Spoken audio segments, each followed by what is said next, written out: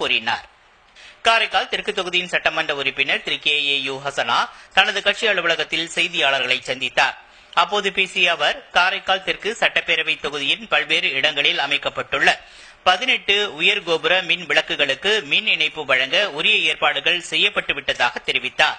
இந்த மின் விளக்குகளை பயன்பாட்டிற்கு கொண்டுவர அரசு நிர்வாகம் ஏற்பாடு செய்திருந்த நிலையில் தமிழக முதலமைச்சரின் மறைவை ஒட்டி நிகழ்ச்சிகள் ஒத்திவைக்கப்பட்டதாகவும் அப்போது அவர் கூறினார். இதுகுறித்து மேலும் பேசிய திரு KAU ஹசனா, காரைக்கால் தெற்கு தொகுதியின் மக்களுக்கு எனது வணக்கத்தை தெரிவித்துக் கொள்கின்றேன். என்னை காரைக்கால் தெற்கு தொகுதியின் சட்டமன்ற உறுப்பினராக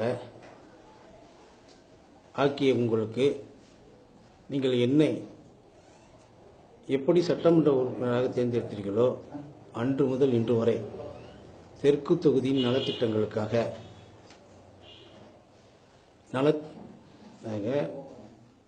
நிதியை பெறுவதற்கான முதலமைச்சர் அவர்களிடமும் மற்ற துறையைச் சேர்ந்த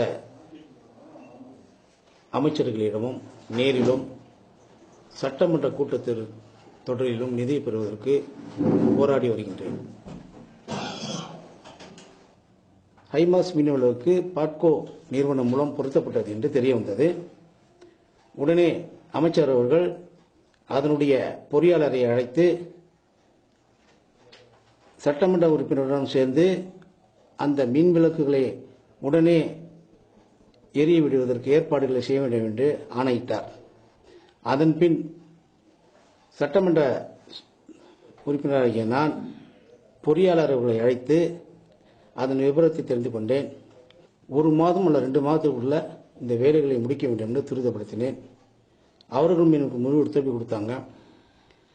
30/9/2016 அன்று முறைப்படி நகராட்சிக்கு அப்ளிகேஷன் அளித்தோம். நகராட்சி ஆணையர் அவர்களும் அதற்கு உட்பட்டு உடனே மனுவை சேங்ஷன் பண்ணாங்க, அனுமதி கொடுத்தாங்க. அந்த அனுமதியில் ஒரு லைட்டுக்கு 4160 ரூபாய் சார்ஜ் பண்ணி உடனே எலக்ட்ரிசிட்டிக்கு ஒர்க் ஆர்டர் வாங்குவதற்காக உடனே என் மூலம் அனுப்பி வைக்கப்பட்டது. மின்துறையில் உள்ள துணை பொறியாளர் மரியாதைக்குரிய ஜெகநாதன் அவர்களிடம் டிடி 74,460 டிடியை பார்க்கும் மூலம் அனுப்பி வைத்தேன். அவரும் உடனே அதை பரிசீலனை பண்ணி டிசம்பர் 5ஆம் தேதிக்குள் ஹைமாஸ் மின் விளக்குகளை எரியவிடலாம் என்று எனக்கு உறுதியளித்தார். ஆனால் எதிர்பாராத விதமாக 5ஆம் தேதி அன்று மாண்புமிகு முன்னாள் தமிழகத்தின் முதலமைச்சர் அவர்கள் நம்மை விட்டு பிரிந்ததால் அந்த பணி நடப்பதற்கு கொஞ்சம் சுணக்கம் ஏற்பட்டது. 6ஆம் தேதி நான் ஜெகநாதன் அவர்களை கான்டாக்ட் பண்ணி இது உடனே 1 வாரத்திற்குள் சம்பந்தப்பட்ட அமைச்சரை கொண்டு நாம் திறப்பதற்கு உடனே ஏற்பாடு பண்ண என்று அவர்களிடம் ஆணையிட்டேன். அவர்களும் சம்மதம் தெரிவித்தார். இன்னும் 10 நாட்களில் இந்த ஹைமாஸ் மின் விளக்குக்கு என்னுடைய மூலம் அமைச்சர்களின் ஒத்துழைப்புடன் திறக்க இருக்குது என்பதை தெரிவித்துக் கொள்கிறேன். ஆனால் இந்த மின் விளக்கு எறிவதற்கான நாங்கள் அரசுக்கு என்னென்ன டாக்குமெண்ட்ஸ் நம்ம கொடுத்துருக்கணுமோ ஒரு அரசாங்க நகல் எப்படி ஒரு தனி மனிதருக்கு கிடைக்குது என்பது எனக்கு ஆச்சரியமாக இருக்கின்றது. ஏற்கனவே ஒரு சமயம் சட்டமன்றத்தில் நான் மாண்புமிகு பேரவைத் தலைவர் அவர்களிடம் கொடுத்த நகல் ஒன்று இதே போலதான் எதிர்கட்சியிடமும் கிடைத்தது.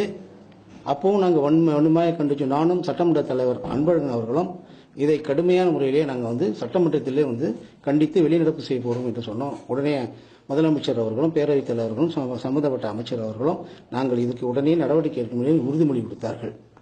அப்படி இருக்க காலகட்டத்தில் ஒரு அரசாங்க நகல் எப்படி ஒரு தனி மனிதருக்கு கிடைக்குது என்பது எனக்கு ஆச்சரியமாக இருக்கின்றது. எந்த அரசாங்க திட்டங்களும் ஒரு சட்டமன்ற உறுப்பினர் இல்லாமல் எதுவுமே நடக்க சந்தர்ப்பமே கிடையாது. இது எப்படி ஒரு தனிப்பட்ட நபருக்கு இந்த காசோலையின் அந்த பதிவும் நாங்கள் அனுப்பிய அந்த 18 மின் விளக்குகளுடைய அந்த நகலும் எப்படி ஒரு தனிப்பட்ட மனிதருக்கு கிடைத்தது என்பது எங்களுக்கு ஆச்சரியமாக இருக்கின்றது.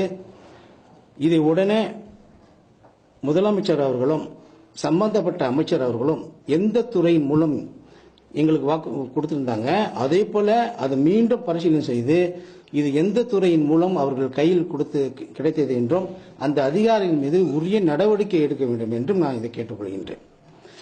இந்த பணி இதேபோல் தொடர்ந்து கொண்டிருந்தால் அனைத்திந்திய அண்ணா திராவிட முன்னேற்ற கழகம் என்ற பெயரிலே மாபெரும் போராட்டங்கள் இனி வெடிக்கும் என்பதை புதுவை அரசுக்கு நான் தனிப்பட்ட முறையில் சொல்லிக்கொள்ள ஆசைப்படுகின்றேன். மறைந்த மூத்த பத்திரிகையாளரும்